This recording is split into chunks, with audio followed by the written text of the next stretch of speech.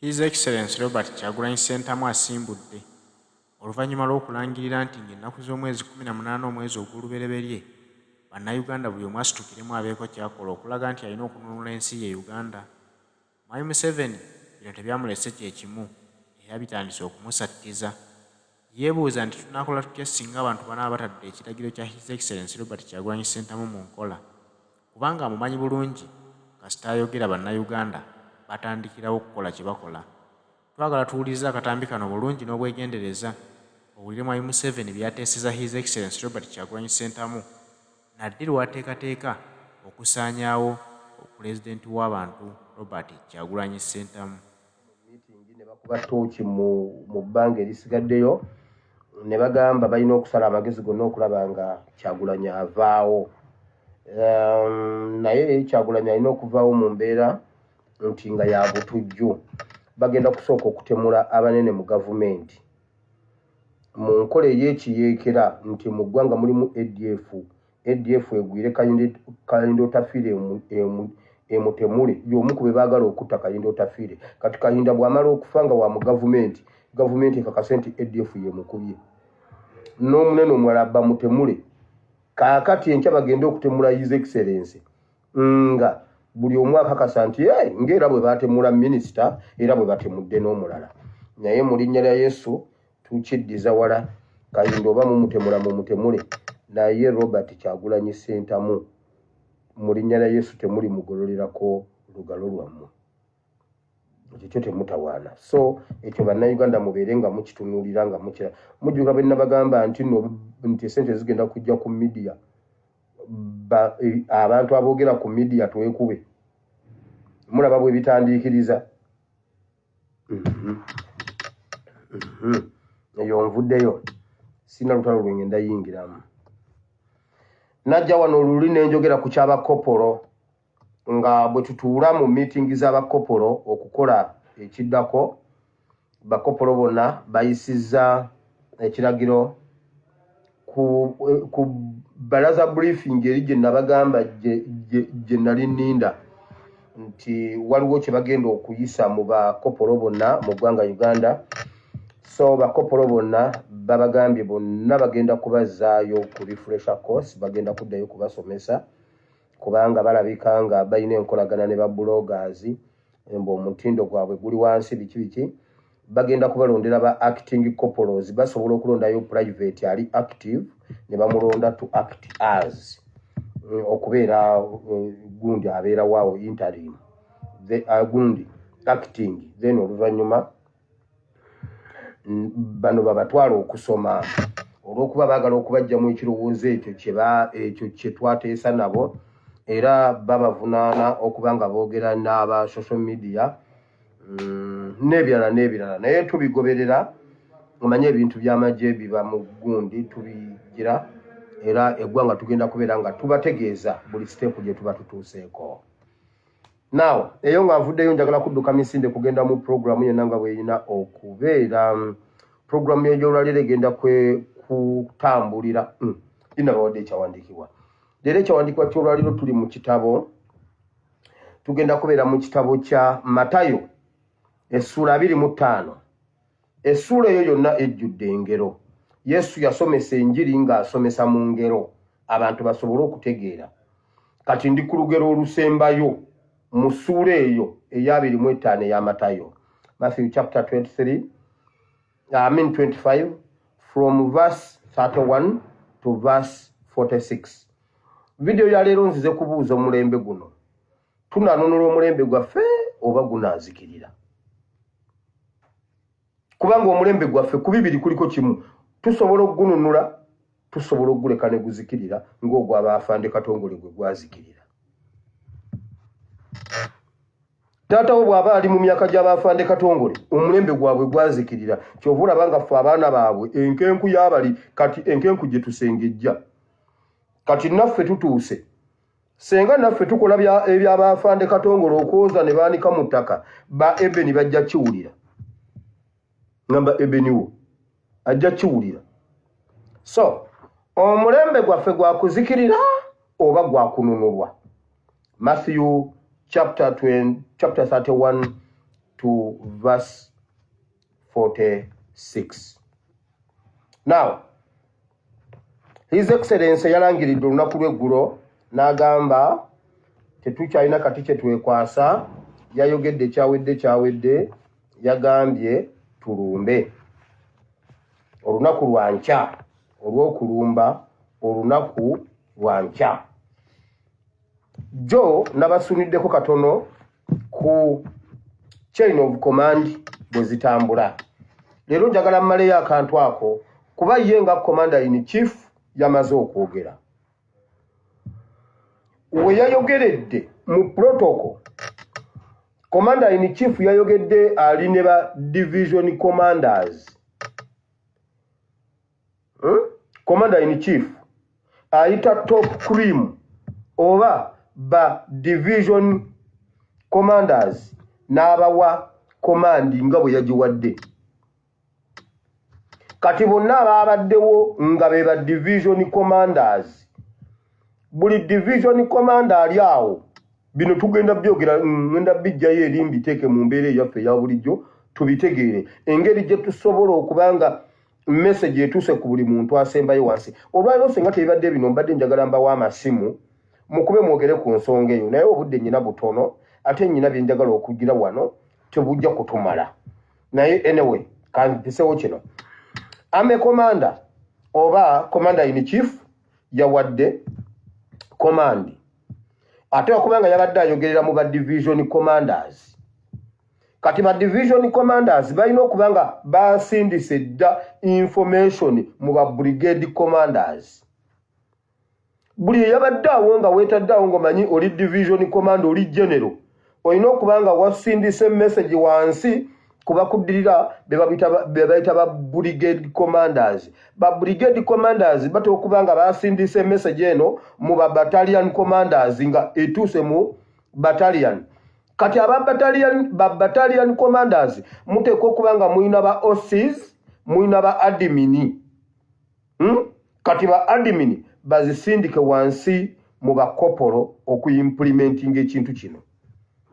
Bakopolo bakwate bali ba private baabwe bonna, flow of information okuva waggulu okukka wansi.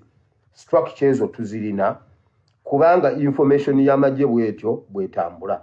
Commander in chief oluyogera aba ayogera ne ba division commanders. Division ze zibeera ennene. Amagye ga Uganda galina divisions 5. Amagye gonna ga Uganda gali mu divisions 5. Newankubadde mu divisions ezo, kati divisions ezo ziba zirinamu enkambi endala eziri independent naye nga zigwa mu division ezo. Tulina div 1 Kachiri. Div 1 Kachiri yetwala ezo Zimbuya, yetwala zani onani Bombo headquarter. Naye si division tulina Kachiri etwala ezo zonna Zigundi, Zimbuya, etwala ezo ziri mu Kampala zonna Zimakindye zonna zigwa wali mu Kachiri div 1. Tulina div 1, tulina Makenke div 2, eyo Makenke yetwala Kasijjagirwa Amadi brigade. Tulina Mbale third division oba div 3 Mbale. Tulina Gulu div 4. Tulina Acholi P esangibwa lira eyo ye div 5. Ze division zitano ze tulina amagye go bwegato bwegabala eggwanga bwe batune bali malayo. Kati ne batandika okuteekamu enkambi endala, ne bateekamu Bugundi obulala, ne bateekamu Buditaachezi, bwe batyo. Kakati commander in chief bw'aba ayogera alina okubanga yabadde ayogera ne bano ba div commanders bano. Div commander alina okubanga alina ba brigade kubanga div oba division ekolebwa brigades. Ate brigade ekolebwa battalions ekolebwa ulira. Amagye bagazimba bwe bati. Ngenda kiddamu nakyogerako kemabegeero. Tulina okubanga twazimba ebintu bino nga tubizimbye nga weebiri mu place. Section yesooka ebeeramu abantu 12 neekulibwa kopolo. section abantu 12 ye section eyo gye nasooka okusimbako essiira nti buli muntu olina section buli muntu olina 12 nga ne bw'omuyita ekiro alekawo famire ye najja kuba omuyise nga tewali walala wajja komandi okujjako ewuwo erina okuba nga y'abantu 12 kaakati baddamu ne bagulupinga abantu 12 times 3 eyo nebeera paratuni 12 times 3 omuteko 12 bano 12 ne bano 12 eyo ne bagigatta nebeera paratuni eyo esobola okukulirwa sergeant paratuni sergeant paratuni times 3 eyo abo babeera abantu nga 36 tikwe kati nabo nobadira times 2 I mean times 3 babeera mu 100 abo nabo ne bakola battalion kati battalion nayo gatta times 3 nojjamu brigade times 3 nabo nojjamu division okitegedde kati ekyo kyangwirwa komandi bweva waggulu ewa commander in chief nga bwe yayogedde abo bonna babadde waawo buli omu alina okuba nga alina olukalala kati nga buli ng'eggwanga lyonna liri covered kati paka ku muntu wa wansi nti buli private alina section ya kopolo gyagwamu okubanga muna tewaliwo wa UPDF ayinza kubeera off duty mbuno bamwerabidde tekiriyo tebuyinza kukyanga ali off duty nti bamwerabidde nti nno osobola okutwala ennaku nnyanga gwe bakwerabidde tebakudiployinze tekiriyo kati mwe bye mugamba mbu abantu tebafuna information kitegeeza tetunnaba kuzimba structure ntuufu okumalayo abantu bonna buli munnayuganda alina okuba nga alina section gyagwamu buli section erina okuba nga erina paratuni gyegwamu buli paratuni erina okuba nga erina koi kubanga bw'ogatta paratuni times 3 ofuna koi n'ogatta koi emirundi 3 n'ojjamu battalion n'ogatta battalion times 3 n'ojjamu brigade era n'obagatta times 3 n'ojjamu div kati kitegeeza buli wa UPDF aba amanyiddwa ate buli omu aba alina ekyokukola enkya tebasobola kwerabira oba olina service number oba olina ekyokukola era bw'oba tobeerewo obabuulira bukyali ne bakulipulesingawo omuntu tututte ebbanga nga tuyimba ebintu bino tetutuuse we tubyetaagira kati abakkunga Jeno Nyanzi muntu wa watu kati woyina okutulagira omulimu gwo gw'obadde okola ogwa kkunga wama musooke munkwatirire wano embeera y'obudde yatabuse ne bwe mulaba nzirugadde bwe nti nkolera bweru nga nsumaamye naye bannenda kweriwano naye Museveni kanzirugale naye nja kufuna wanodde so ndowooza ekyo nkimaze division zaffe zonna kati yene saawa okufuna information okuva waggulu wa commander paka wansi ku private kuba buli private alina section gyagwamu ewa kopolo kati bakopolo wano we muyina okukola omulimu ogw'amaanyi kino kye tugamba nti ye ranka esinga obutono mu magye naye yesinga okukola kubanga ye implement nga bino byonna abo bakopolo be baba bamanyi buli musirikale owa wansi waali era be babagaba gwe genda wano gwe komawo gwe kola bwoti era bwe baba baagala abasirikale waggulu eno bakopolo be batoola mu section zaabwe ne baweereza waggulu kyovula baba kopolo tugenda kumala bujingo akajenjegula akazinya atanywedde eyo nvuddeyo structure nje maze ngenze mu ka politics kano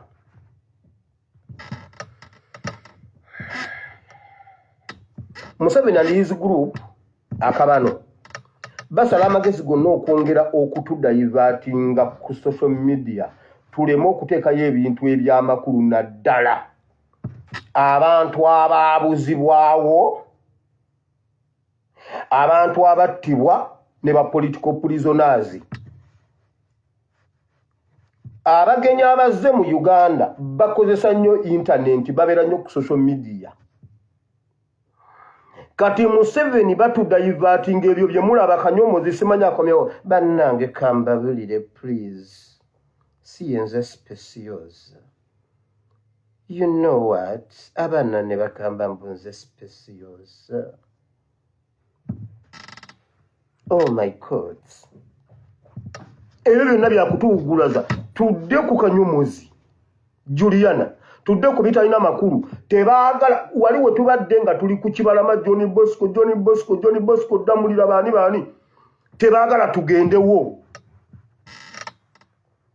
tebaagala tugende ku nsonga ezo kubanga tebaagala bali abagenyi bano baagala nnyo katolo okuba bali mu Uganda bagenda ku followinga nnyo Uganda kiki Uganda eriko kiki problems za Uganda kiki social media Uganda bigamba ki bannange mu balumbe tutekeyo ba political prisoners tutekeyo abductions zizonna ezibadde mu ggwanga tutekeyo ebikolobero bya Museveni byonna tubitekeyo ate tugende ne mu action kubanga commander in chief yatuyise ekyo banna Uganda temukyerabira ebintu mbiyitamu speed nsobola okugenda ku nsonga zonna mbenga nze malayo ekyo kitegedde muve ku diversions za social media muve ku ntalo ez'okulwana gundi ne gundi no waliwo ensonga nkulu nnyo waliwo ensonga enkulu ezikwatagana ku ggwanga buno obuntu butono nnyo ntuwire nayogedde ojjodde mu kyawire waliyo ekyeggwanga lyonna nze ndi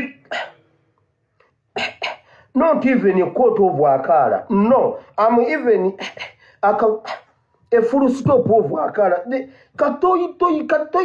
katono wakitegedde akantu kutiniwe kati wira okwogera ekintu ojjo kiddemu okizimbulukuse ekyo tekina makulu waliwo ensonga eziruma eggwanga lyonna kalamojja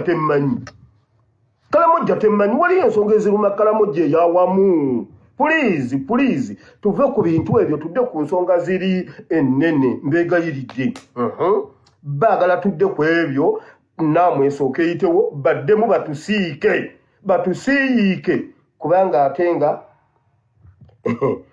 kozi omwana yagambye atya omwana yagamba ministeke omwana bamubyeko esimu ye ministeke esimu egudde ministeke abapoliisi be Uganda temuyina kisaakaana akato naye omwana yankaze bamubuuza esimu ogijjawa nagigula ku muntu ng'atambula okolera wakkunda kivuo nogigula ku muntu ng'atambula oyina risiiti just it was a mistake oba oyo mwana waffe olufiga buukira oluzungu I have kids